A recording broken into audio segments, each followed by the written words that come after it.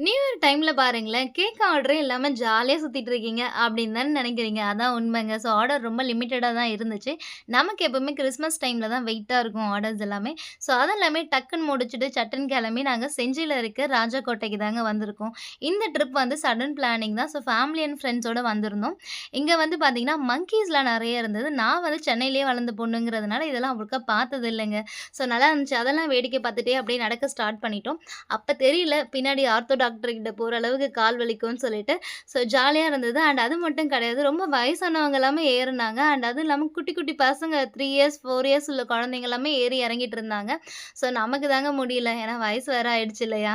So உட்காந்து, உட்காந்து ஒரு வழியா ஏறி டாப் வந்தாச்சு. பட் இதுல வந்து நாங்க போன அன்னைக்கு பாதி தூரம் தான் அலோவ் பண்ணியிருந்தாங்க.